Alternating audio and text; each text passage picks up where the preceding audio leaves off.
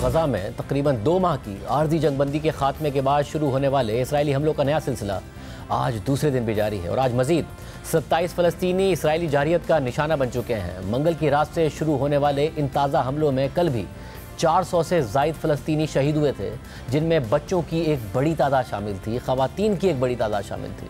इस सारी सूरत हाल में इसराइल को अमरीकी सदर ट्रंप की मुकम्मल हिमायत हासिल है। हालांकि पहले ट्रंप क्रेडिट ले रहे थे इस बात का कि जो अमन कायम हुआ है या मुआहदा हुआ है वो उनकी वजह से हुआ है। उस वक्त बाइडेन इंतजामिया थी, ट्रंप ने हल्फ नहीं उठाया था, मगर वो क्रेडिट ले रहे थे कि मैं अमन के लिए आया हूँ, अमन कायम हुआ है। और अब वो मुकम्मल हिमायत कर रहे हैं इस खूनरेज़ी की। और इसी हिमायत के साथ इसराइली वज़ीर आज़म नेतन्याहू ने ऐलान कर दिया है कि वो इस जंग में मज़ीद शिद्दत लाएंगे। इसराइल की हालिया जारियत से जहाँ जंगबंदी मुआहदा अगले मरहले में जाने से पहले ही ख़त्म होने के दहाने पर पहुँच गया है, वहीं हमास की क़ैद में मौजूद इसराइली यरगमालियों की रिहाई पर अब भी सवालात उठ रहे हैं।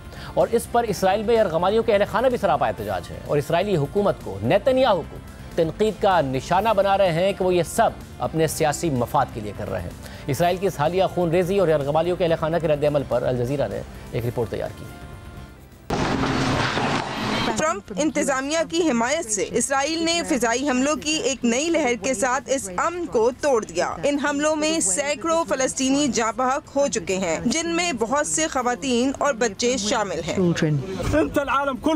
पूरी दुनिया नाइंसाफी पर मबनी है। ये सब बच्चे हैं। ये एक नन्ही बच्ची है, देखें ये यहाँ है।